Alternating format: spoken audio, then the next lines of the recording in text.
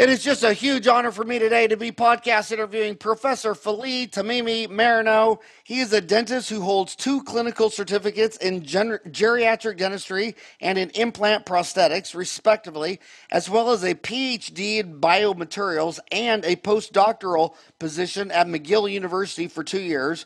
Currently, he is a Canada Research Chair in Translational Craniofacial Research and an Associate Professor at the Faculty of Dentistry at McGill.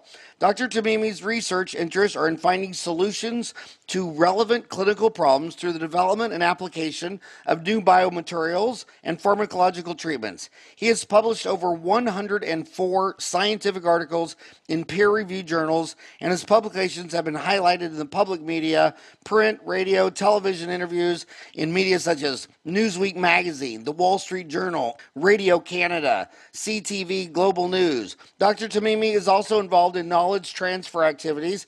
He, along with a group of researchers and software developers, created a web application, www.ebhnow.com, that is helping dentists from all over the world access scientific evidence to improve the treatment of their patients.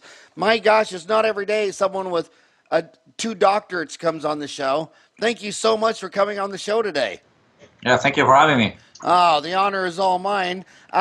So you talk about so many things. I don't even know where to start. You want to start with osseointegration pharmacology? Okay, thank you. So a few years ago, we were doing some studies on the success rate of dental implants in looking at records of patients, and we started to find some patterns in the implants that were failing in our patients and in the implants that were not failing. So we started to see that there was a tendency that some patients that were taking certain drugs, they had higher rates of failure than usual, and some patients that were taking other drugs had the opposite, had lower rates of failure than what's the norm. So then we started to dig more thoroughly, and we started to actually discover that in fact there are drugs that are with high risk of implant failure, and there are medications that are associated with the opposite, with low risk of implant failure.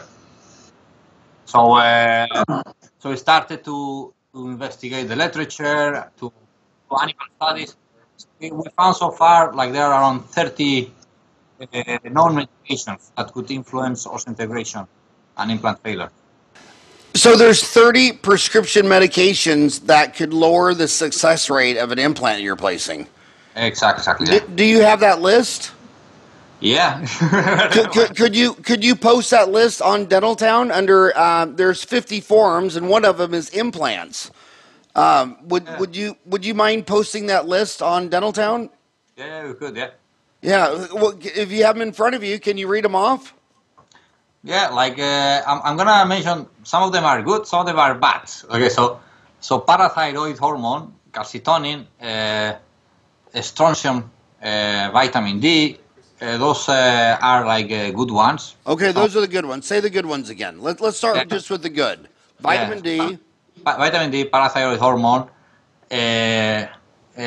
vitamin D analogs, strontium, bisphosphonates have improved osseointegration.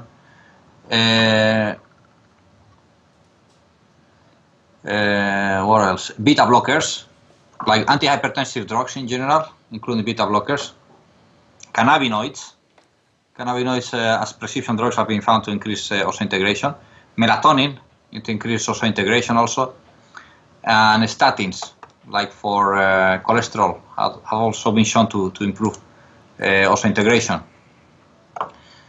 Then lithium chloride also has been shown to improve osseointegration.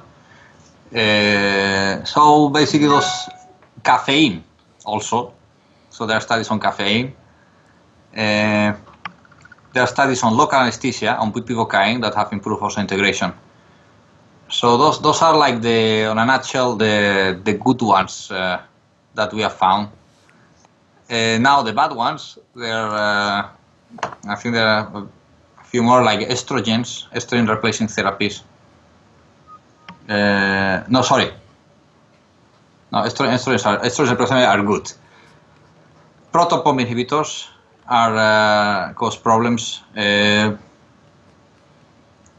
Cyclosporins like immunosuppressants.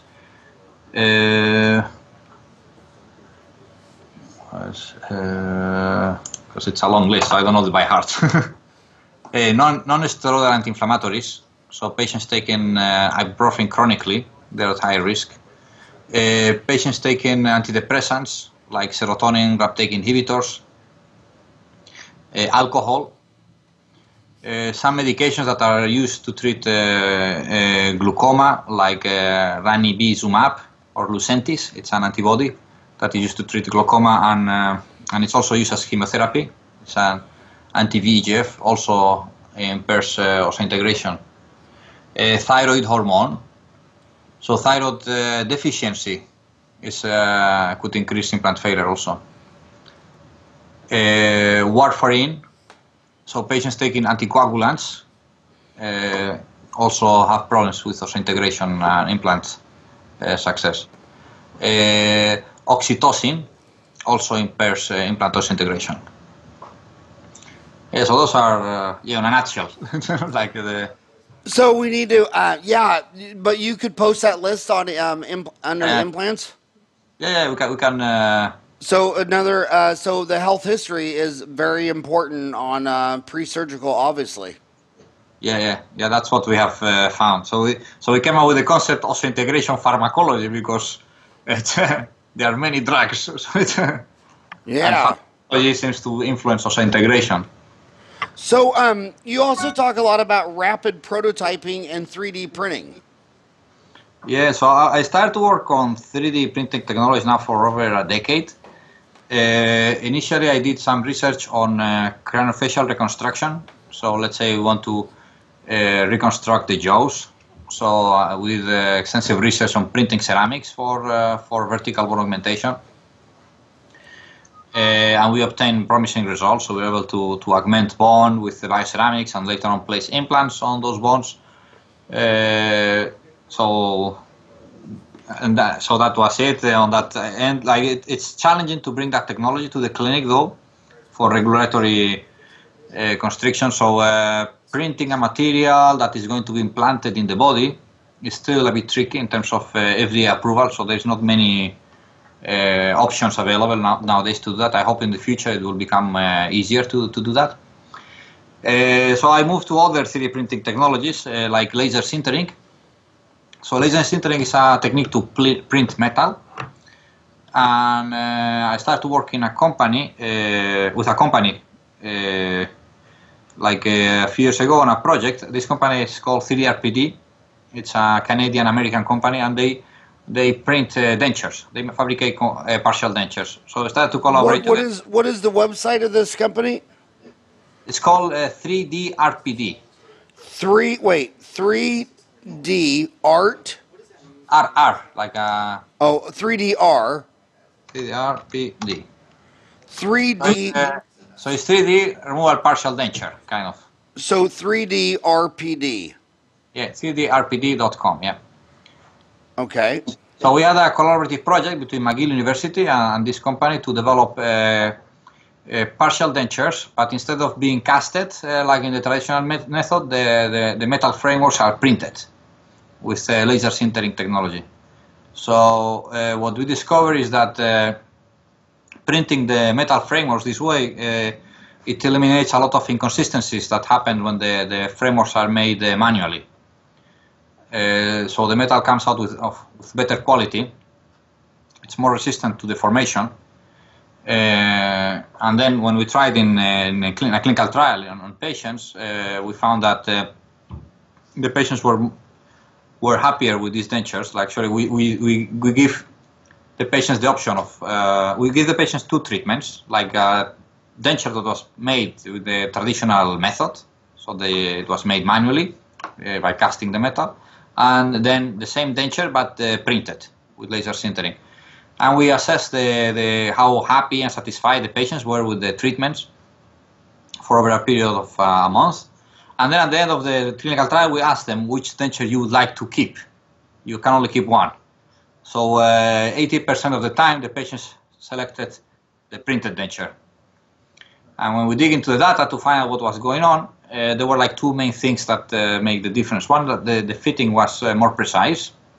The fitting was better. And the other thing is that the retention was better also. The retention of dentures was better, especially over time. So we found that the casted metal that is used for regular partial dentures, it's more prone to deformation over time than the laser sintered metal. So laser sintered metal is more stiff and is less likely to deform. So it maintains the retention of the partial denture. So are you still researching it, or is it ready for prime time? I mean, are labs, is it taking off? Yeah. So now it's like this product has been made available in the US. Like I think the military in the US now they're using it for their patients in the US. So they fabricate, this company now fabricates around 180 frameworks per day. And a lab does it? And then what happens is that the printing facility fabricates the frameworks, and then they ship them to the dental labs, and dental labs they add the teeth. So you're making 180 a day now? Yeah, they're making 180 a day, yeah. In Montreal, Canada? Well, actually, the manufacturing facility is in Plattsburgh, New York. Plattsburgh, New York. Plattsburgh, New York, yeah. So do you think that's going to scale? I mean, 180 a day, that's no small number. Do you think it's going to... How long do you think it'll be to 10x that, to go from 180 a day to 1,800 a day?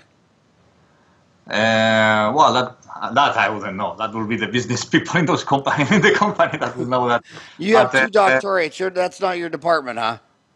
Yeah, but like it's been a very interesting experience to see how a procedure that was done manually and to take maybe a dental technician maybe a week to complete, like to make a partial framework, it's very labor intensive. And now, like a printer is working 24/7, printing dozens of these frameworks per cycle. It's a disruptive technology. It's changing. It's a game changer, right? Well, you talk about it's higher quality, it's more precision. The patients liked it more, but what about cost comparison to traditional?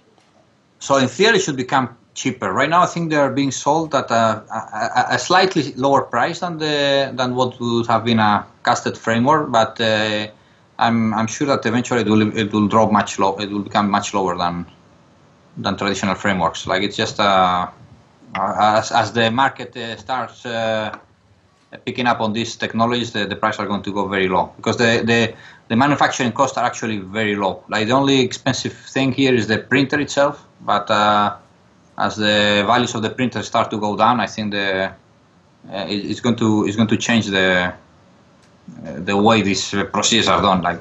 And what is the price of the printer nowadays? That I wouldn't know. Like that. Okay. Yeah.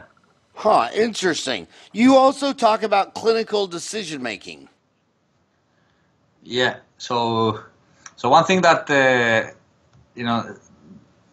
devoting my whole life to research and to try to improve knowledge on certain on dentistry in general. So when I went back to teach in the dental clinic after I finished my Ph.D., I started to realize that in the clinic, most of the decisions that we take as clinicians are not based on scientific evidence. Like most of the time, we use intuition, we use our experience. We don't use our scientific evidence. Even though, and this was bugging me because I was taught in doing my PhD that the best way to treat patients is using the scientific evidence. So there is a ton of scientific evidence there, like on the internet, on the scientific literature. It's huge, but it seems that there's a huge barrier between what we know as scientists and what is being done in the clinical practice. So I think there is a need for new products, new technologies to break that barrier. So for example, your podcast is one example. So this endeavor that you're taking with Dental Town, it helps break those kind of barriers. So what we've done was something slightly different. It was creating a website in which systematic reviews and clinical practice guidelines are made easily accessible to dentists through web applications. Now, is this your website you're talking about, ebhnow.com? That's correct, yeah. And what does ebhnow.com stand for? It stands for Evidence-Based Healthcare Now. Nice. Nice. And when did you launch the app? So we launched it a year ago, and it was done between me and a friend of mine. We didn't put any investment into it. We just was like an experiment to see if there is really a need for this kind of products.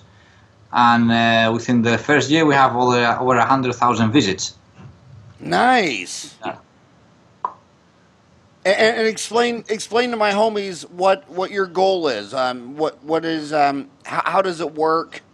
So I give you an example. Let's say a patient comes to the clinic, okay, and the patient has some decay on a tooth, okay. Maybe there is a periapical lesion. You might need to do a root canal, okay. And then the patient asks you, okay, what would be the best treatment? Okay, so you have many options. You could say, okay, I can do a filling and a root canal. I can do a root canal and a crown. I can extract the tooth altogether and put an implant. I can do a bridge. So how do you make the decision? How do you make the right call? So it's very subjective. So what we do in our app is that you place the conditions of your patient, and then the app pulls out the literature on the success rate of an implant, of a crown, of a filling, or a root canal in that particular scenario. So then you have data that you can use to make the decision. So in a particular case, you will know, okay, you will see that maybe the implant has the best success rate, or the bridge is the best option. So you will have some data to make a better decision. Of course, this doesn't eliminate the intuition and the experience of the dentist. It's just a tool that can help support your decisions. And is it are dentists liking it? Is it helping them? Yeah, like for all the feedback I have had from people using it is very positive. Some dental schools have started to incorporate it in the curriculum. In McGill University now it's part of the resources used by the library of McGill. And but we wanted to make it bigger, keep growing it, yeah. Well, we'll try to do that with the show. We'll try to keep going. Now you went to dental school. Tell them where you went to dental school. So I went to dental school in Jordan, in the Middle East. And you because you're in Quebec right now, right? That's correct, yeah. Because Lebanon was a French colony at one time. Is that where you learned how to speak French? No, it's more complicated. Because the French, they colonized the remnants of the Ottoman Empire, Syria, Lebanon, and so was your native tongue Arabic or French or both? Actually, my native tongue is Spanish. Spanish, because then you went to another dental school. You went to dental school in Lebanon, then you went to dental school in Spain. Yeah. So I was born in Spain, actually, because my mom is Spanish, and I was born in Spain. And then my parents moved to Jordan in the Middle East. And then in Jordan, I stayed there for 10 years. I did my dental school there. And then when I finished my dental school, I decided to go back to Spain. So I spent in Spain the next 7 years doing my master's and my Ph.D. And then that's when I moved to Canada. and then pick up French. Yeah, a little bit. Yeah, it's not easy French. So, because you're in Montreal right now, so you speak Arabic, Spanish, and French, and English. Yes. Yeah. That's just amazing. I mean, I can barely speak English, and I've lived in Phoenix for 30 years. 25% of my patients speak Spanish, and I've tried so hard. But I just tip my hat, man. You must be about 8 times smarter than me to be able to speak 4 languages. Which language do you dream in? I think I don't dream in any language now. Or what would you say is your what language are you most comfortable with? I'm most comfortable in Spanish. Yeah, Spanish? Yeah, Spanish is my mother language. Yeah. I had a good buddy who was a dentist, and she was born in I think Czechoslovakia. Her mother was Czechoslovakian, her dad was Russian, and they were born I think in some other country. Anyway, long story short, she'd always say, "I speak 5 languages, none of them well." And I'd say, "What is your native tongue?" She goes, "I don't know. I talked to my mom this language, dad this language. I lived in a different country, then moved to America." And I just thought that was just crazy not to have just a fallback foundational language. But that, I tip my hat to you. And you've lived in several different places. How's dentistry different in Syria, Lebanon, and Canada? So in like there's some important differences. Like in dental school where I went to, the teaching was very much focused, very much technique driven. So it was in Lebanon or Spain? In Jordan, yeah. In Jordan. Yeah. So it was technique driven. So you learn how to perform a technique, and everything was organized in that way. In Spain, it was a bit different. Like during my program there, it was more driven about management the case. So it's not about the technique as much. You learn the technique, but it's more about the holistic care of the patient. And in McGill, it's all about the holistic care of the patient. So basically, it's the patient comes in our faculty here at McGill, and you need to treat him as a whole. It's not about doing requirements of how many fillings or how many crowns you do. No, you need to complete the case. So here in McGill, there is a lot of emphasis on treatment planning, which I think is it's very important, because the technicalities, you learn them over time. But what makes us special as human beings is our ability to reason. Technical skills can be replaced by machines in the future, but our ability to reason is what makes us special, right? So I think that's the most important thing in a dentist, is our ability to think. That it's so amazing because, when I was in dental school 30 years ago, to graduate, you had all these numbers. I had to do 50 extractions, 15 root canals, 15 units of dentures. I had to do 50 fillings. And you're saying that that's mechanized and that you had more holistic. Like, how many patients did you have to manage at McGill to get to graduate dental school? Was it a number of patients that you had to manage them? Well, we have a certain amount of requirements. So there is some minimum requirements. So they still have to do a certain number of procedures, but the priority is that the student has to complete the patient as a whole. So the patient arrives in the clinic and he has to do everything the patient needs. And he cannot dismiss the patient until everything is completed, like perio, prosto, restorative, anything has to be done. So it's about completing a case as a patient, which is more similar to what happens later on in real life, in the clinical practice. A patient comes to your clinic, you need to fix everything. It's not that you do a filling and then you send him home. So is it about the same number of units? I mean, we had to do 50 extractions, 50 fillings, and then 15 root canals, and then 15 units of denture. No, probably it's much lower, yeah. I think the requirements now here are lower than that. So that also creates an issue, because some of our students here, technically, they're not very strong. Like they require some more training, so later on they go into general residency programs to compensate for that. And I find on clinical decision making, God, I wish I would have saved this study, but it was about, I don't know, like a decade ago.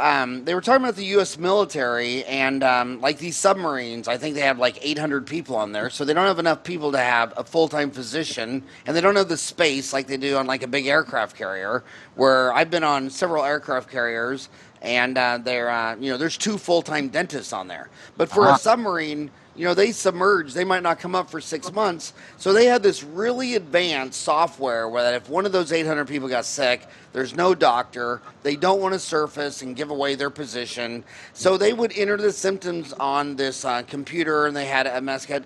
And the research was showing that the computer was like better than any emergency room in America. The computer had like a 94% success rate, and your emergency room doctor didn't.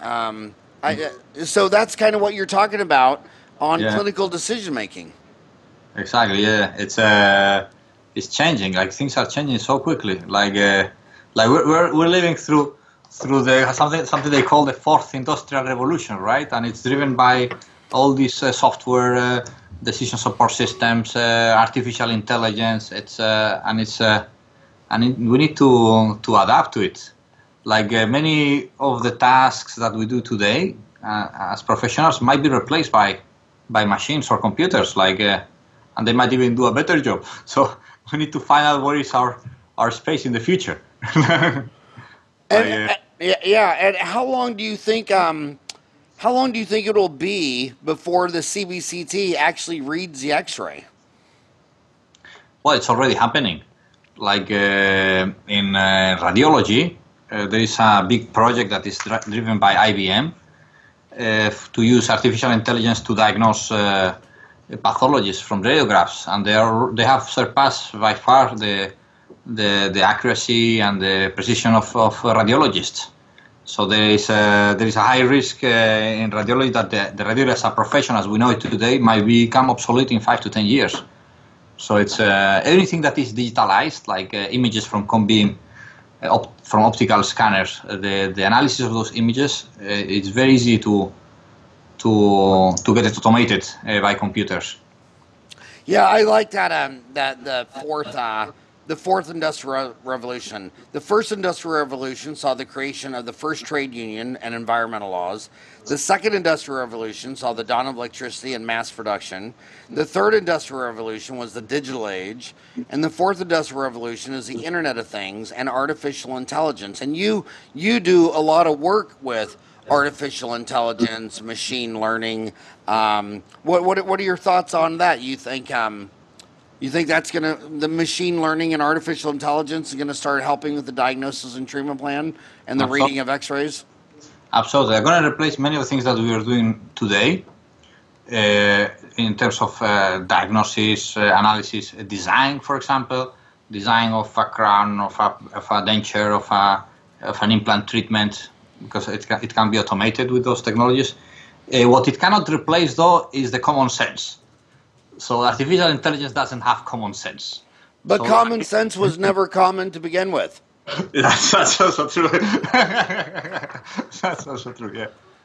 So yeah, if the machine learning has no common sense, it'll still be better than humans. I'm down here in Phoenix, and this is where Google is testing their driverless car and the Waymo, and I see them every day. I mean, they're all around here, and I talk to many of them when they stop, or they're at the store or the restaurant, and we had one fatality in Tempe a few weeks ago, and it was funny how emotionally everybody freaked out about this one person dying. It's like, do you not know that 100 Americans are killed by humans driving cars every single day? And then the one day they had one death, they panicked, and I think about 30 to 40,000 Americans are killed each year in a car. Even Warren Buffett was talking about how he was preparing his investors that as over the next 10 years, as we switch from humans driving to machines driving, he doesn't even know if there'll need to be insurance. He goes, our business is going to be killed, because he says the cars have been getting safer for 30 years with Ralph Nader's bumper and airbags and all these things like that. But he said the human hasn't gotten any better. In fact, the human's gotten worse because they're so distracted by their smartphones. When I was little, the major distraction was drinking and driving. And they massively cracked down on that. Now that doesn't even make the top 5. But now the beer has been replaced by a smartphone, and they're sitting there texting and calling, and it's all distraction. If you're texting, The number of people in the car, by the time you have 4 people in the car, your rates of mortality are really high. Eating, I mean, I can't tell you how many times I've been in red light and you look over and some woman's putting on her lipstick and she's doing her she's doing her makeup while she's holding a coffee and driving this, 3,000-pound piece of metal down the street. It's crazy. Do you think rapid prototyping and 3D printing is you were talking about sintering with partials. What do you think? How close are we to like crowns? No, it's already been done. Like crowns are already there. Like metallic crowns. Like laser sintering, it's like porcelain fused to metal crowns are already there. The challenge is the porcelain itself. So the only thing in a dental lab today that still the machines haven't been able to achieve at the same level as humans, I think, is the porcelain, the cosmetic part of porcelain. Everything else can be done now with 3D printed technologies, like from printing plastic, machining plastic, acrylic, the metal, you name it. The last thing is the cosmetic porcelain. So you're saying that right now the porcelain's only good enough for old bald guys with liver spots where it doesn't matter on the back teeth? Yeah, like the ceramics, the good ceramics. But how long between this is technically understood and bleeding edge versus leading edge and starts becoming mainstream where you might have 5 to 10% market penetration with this? How far away is that, do you think? I think it's going to be really quickly, like the penetration. Like especially it's already happening through the dental labs. Like if you went to a dental lab 10 years ago, 20 years ago, it was like the same thing as in the last century. Like you have PMMA smelling everywhere. You have the wax, the Bunsen burner, people doing wax ups. Now you go to a dental lab, and it's just a kid playing with a mouse on a computer. And a whole bunch of printers printing the dentures, printing the crowns. It's already happening in the labs. Yeah, I love visiting labs. I love visiting Van Hook. I mean, they're right up the street. They're just so technical. Same thing with Keating Laboratories. Yeah, you're right. And when I was talking to Jim Glidewell, he was telling me something very interesting that back in the day, 30, 40 years ago, it would take a year to teach someone the full art of pouring up a model, trimming the die, waxing, then taking that off and casting, and then putting that on, and then stacking the porcelain and firing. He said it takes 0 to a year, and he had all kinds of money invested in all these VCR tapes, his own in-house education. He said it'd take a year to take you from 0 to good, and then you can make 5 crowns a day. He said with 3D, with CAD CAM, he says now that training, instead of a year, is 5 days. And after 5 days, you're up to speed, and now you can make 50 a day. I mean, talk about amazing productivity.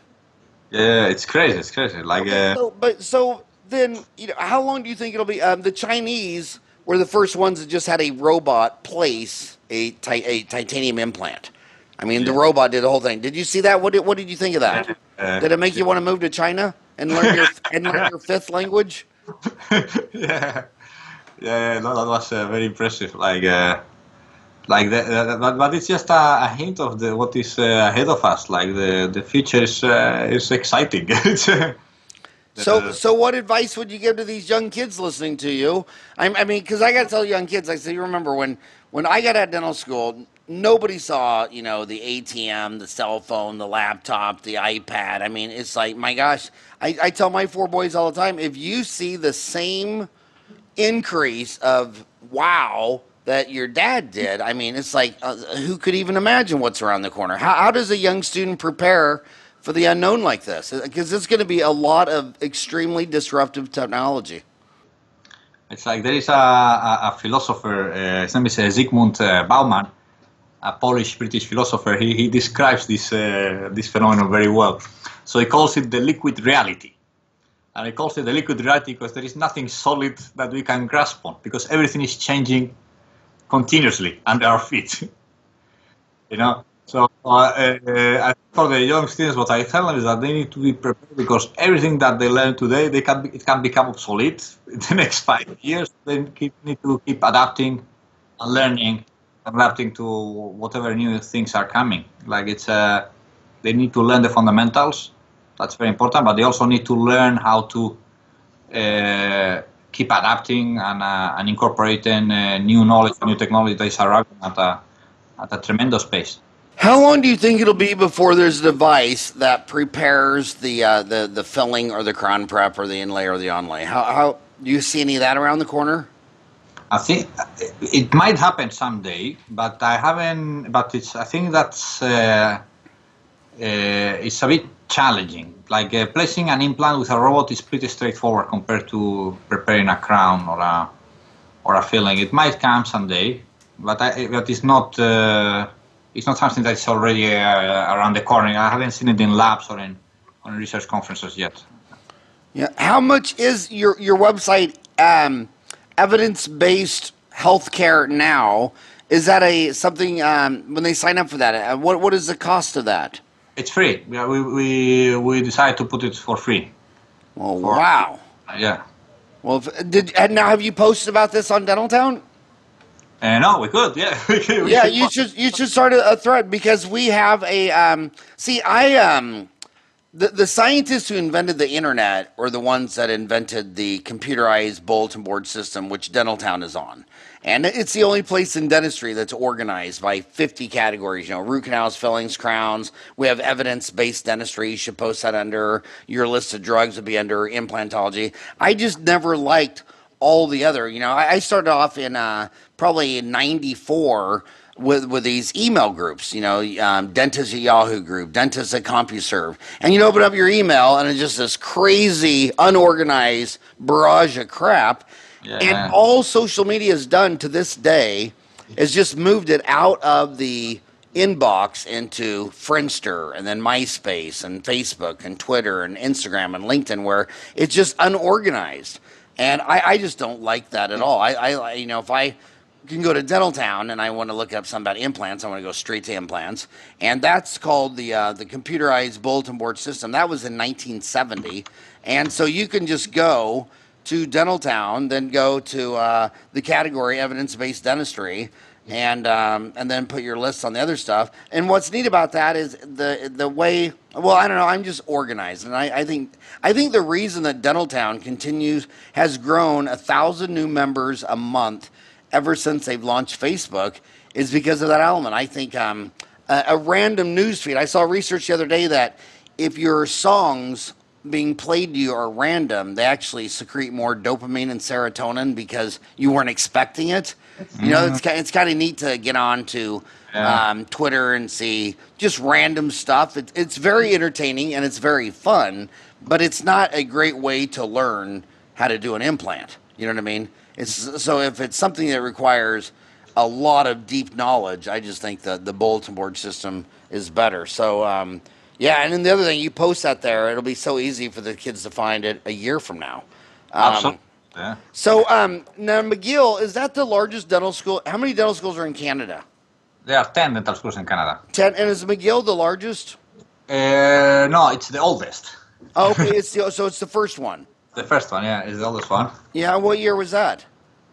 At the beginning of the 19th century. I think it's... at the end of the 19th century. At the end of the 19th century. Can I ask you one controversial question? I don't want to upset you guys. You guys were all over the news last year with the big scandal. Well, there are a few. So did that blow over and pass? No big deal, or is that still lingering on? Or well, they're still around there. Like I think it's getting fixed. It was kind of one of those things like Dr. Walter Palmer, who shot Cecil the Lion. He became massively famous overnight, but for all the wrong reasons. And I don't think there's a dentist on earth that has not heard of McGill University. So it built the brand faster than anybody can. So what's got you excited? How long have you been a professor at McGill? Now 8 years now. 8 years. And what's got you passionate about being a professor at McGill as opposed to going into private practice and seeing your own patients? Well, it's an intellectual challenge of learning new things every day, I think, and then also it's gratifying when you make contributions that could help others improve their lives and improve their careers. So that's and I also like teaching. So Yeah, so it sounds like you're a big sharer. You like sharing. There's a lot of scale in sharing. I mean, it's one thing if you sat down and did a filling, but if you taught all the dentists how to do a filling better, faster, easier. So you're really motivated by finding these new technologies so that dentistry can be done better, exactly, yeah. faster, and higher quality.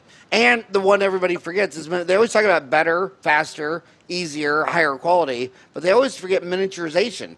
Like when the steam engine came out, it was so damn big. Its only use in the United Kingdom was to pump water out of flooded mines so they could go back and reactivate coal mines. But each generation of steam engines got smaller and smaller and smaller, and eventually they fit on a ship.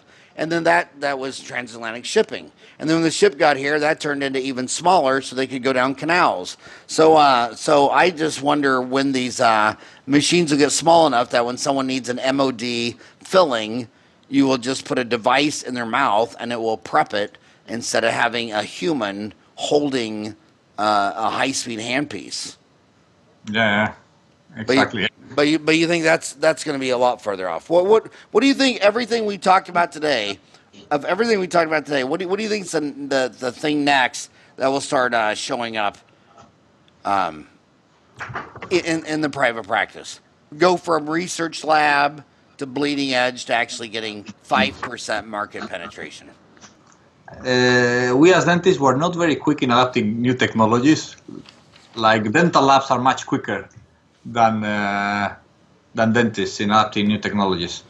So usually the big changes are, I think, many of the big changes, at least in restorative dentistry, are coming from the labs, and already there. The one that I'm most excited about is the arrival of artificial intelligence. So, like you were saying, X-ray diagnosis, automated X-ray diagnosis. I think that's very exciting. The next big thing that I am concerned about is about technologies that they could. I think, and that's a bit scary. And for the person is that technologies that could overpass the dentist.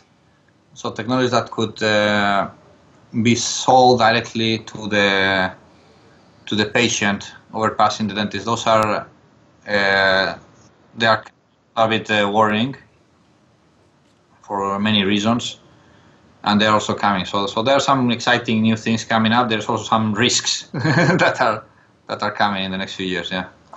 Well, it's very profound. You said dental labs adopt technology faster than dentists do, and that is so true. Why do you think that is true? Why? I think it could be an issue of personality. Also, a dental lab doesn't face a patient. Okay, so they're just facing machines and equipment and prescriptions, so they don't feel the risk of, okay, what if I try something new, my patient today, and it doesn't work. So they don't see that. Also, bringing a new technology to the lab, the regulatories are much more simpler than bringing the technology to the clinic. So having equipment in the lab doesn't need the same FDA requirements as having something that is chairside in the clinic. It's different. I think maybe that's also a reason. I think that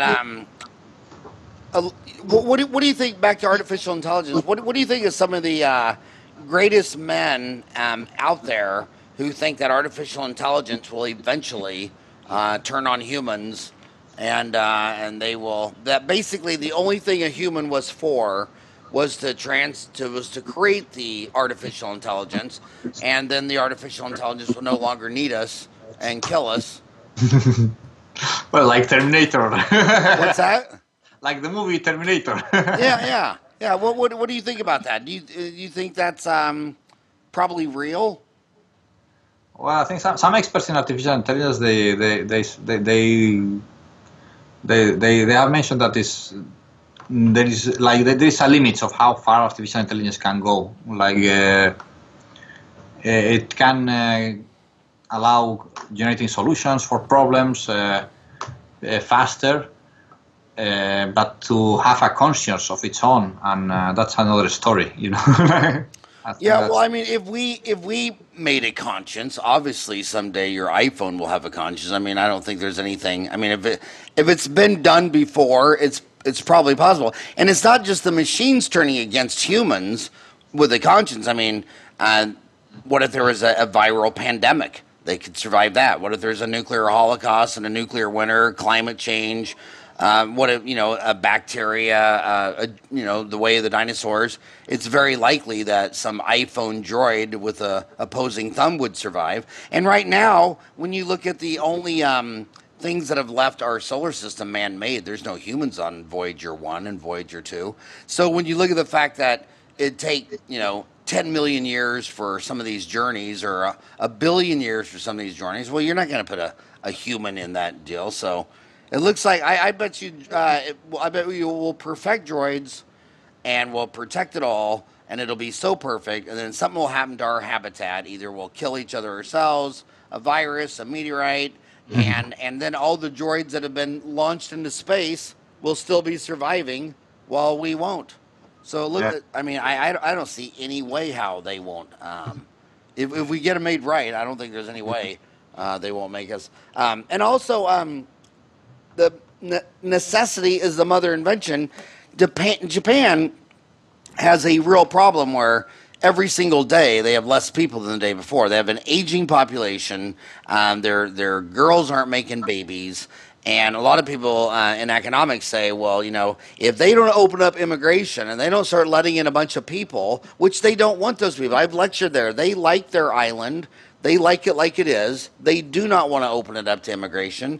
They like a closed society. But what's going to be their savior is artificial intelligence, machine learning, robotics. I mean, if you're not going to make 2.4 babies per family, and you're only going to have less than one, then you're going to have to make 1.4 robots per family to make up for the productivity. So I think Japan will be the one where they have to force this because they don't have a substitute in the marketplace, which is America, which was built on slave labor, cheap labor, immigrant labor. I mean, it's always had a low-cost labor advantage.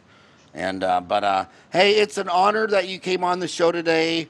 It's not every day that we get someone to come on with 2 doctorates. Is there anything else you wanted to talk about, or is there any questions I was too dumb to ask? I don't know. Well, good to talk forever. So of all the countries you've lived in, Lebanon, Spain, Montreal, are you going to limit it to 3, or are you going to move to a 4th place? Which one did you like living in the most? Well, I never realized how good the weather was in Spain until I came to Canada. Oh, yeah. well, Lebanon was Mediterranean, too. Also, yeah, the Middle East also good weather, yeah. But it's hot. It's hot. So Lebanon was too hot. Spain was perfect. Yeah, kind of, yeah. Yeah. I think Arizona is very hot also, right? Arizona is... Yeah, it's very hot. It's today is May 9th, and it's 104 degrees. No. Yeah. I wouldn't complain. Yeah, so what's your favorite city in Spain? Is it Barcelona or Madrid? Well, I lived a long time in Madrid, but my favorite place in Spain is the Canary Islands. The Canary Islands. Yeah, that's my favorite. Are those British? No, they're Spanish. Yeah. Oh, the Canary Islands are Spanish. Yeah. It's in the Atlantic Ocean. If you have the chance to go there, that's a beautiful place. It's like the Hawaii of Europe, kind of. And how many people approximately live on the Canary Islands? Maybe 1 million in all of them together. There are 7 islands. And maybe 7 islands, and it's Spanish. And what percent? How many dentists do you think are on the Canary Islands? Not many. They don't have a dental school there. and of the dentists that are there, what percent of the dentists could speak English? Quite a few, because there is a big population of expatriates from Northern Europe, like Swedish, Norwegian, British, that they go and retire there. Wow, yeah. There's 2 big, huge dental companies in Costa Rica. One is Align Technology, where they make all the Invisalign trays. The other one's Glidewell. And I tell you what, that Costa Rica, that is one country where, I mean, I think that's where I want to retire. Well, someday when it's 115 degrees here, I'm going to go down there. But hey, seriously, thank you so much for coming on the show. It was a huge honor. His name is Faleh Tamimi Marino. His website is, tell him the website again. Yeah, ebhnow.com. EBH Now for evidence-based healthcare now.com. It's free. And you're going to post that because they're driving right now. They can't take notes. So you go to Dental Town. You'll put your list of bad prescriptions for implant placement outcomes, the good ones, and then go to the other section, evidence-based dental care, and place your link to your app there.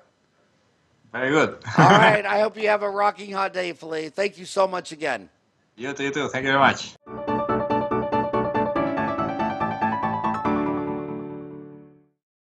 My name is Faleh Tamimi. I'm an assistant professor at the Faculty of Dentistry. I have a bachelor's degree in dentistry from the University of Jordan, in Jordan, and a Ph.D., Master in Science, and 2 specialty degrees from the University Complutense of Madrid in Spain, and a postdoc research fellowship from McGill University. I do translational research in biomaterials and mineralized tissues. So I work on developing new treatments for problems related to bone health and the health of the skull, such as osteoporosis and bone fractures. In my lab with my students, we work on developing new biomaterials and characterizing them, their physical properties and chemical properties, as well as developing new therapies for bone-related problems and bone diseases. We also test these new therapies in animal studies, and subsequently we also assess these new therapies in patients in clinical studies in our clinic. In our research program, we are developing new therapies for diseases such as osteoporosis and drugs to treat bone fractures. We have discovered so far a few of those. And we're also developing new biomaterials that can help regenerate and heal bone in patients that are suffering from bone loss due to fractures or cancer or other types of diseases.